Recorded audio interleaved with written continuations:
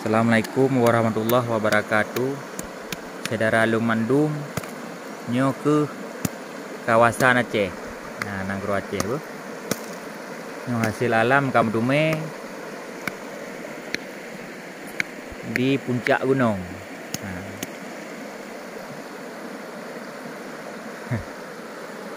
Nyo nunggu anda. Nyo nyo kamera untuk jak terus nyaho. Bak gunung termasuk gunung Meh lah yo. Hasil alam Aceh. Ini bagi terjun ya, sebenarnya. Ini malam terjun. Truk tapi ya. Truk ini tu alhamdulillah. Itu berarti buat tidak gitu ya.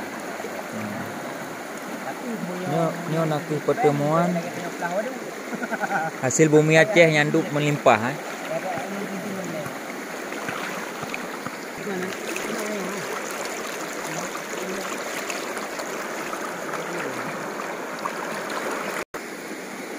Jadi ada mbak tengok kapal kan katanya ibu.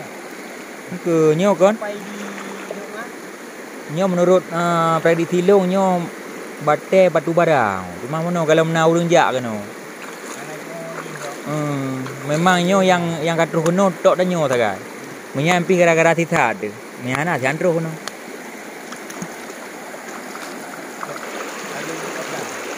Nyo rakan long saudara long nyo lokasi hana mudah tepat tu. Mau kamu ya minta rusak. Ya minta rusak kan terus keno. Kamu numpuk bate-bate nyo tu bate-bate hitam. Kalau lagi bate gerak. Nyo bak jak-jak saya nyo rakan untuk me bate nyo Nyo lagi bentuk Bate gerak. belian nah. Hah? Taruh ulang ju. Pernah juga. Ada buat hancur. Hmm? Tengok yang naik rumput. Nah. Johon nah. Lagi matau. Najin. Ha, nyan kan. Nanda lagi pelum Somalia kan nah. Kongo. Akhirnya ada ruh lang laube. Mahai.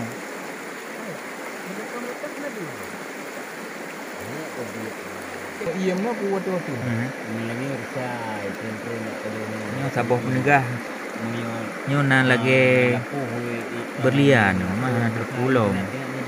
Nyo tapuo le gede untuk dacik dan sidik putra.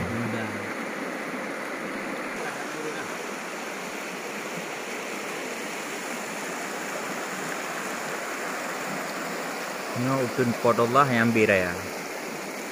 Kamu nyo kalagi perbatasan sama Kilang.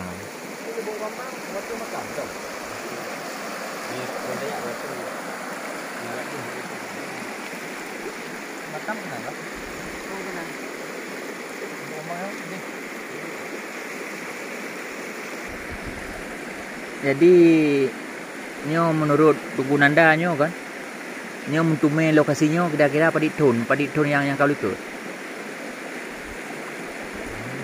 Lokasinya menyelubuknya sekitar baru 20 hektar.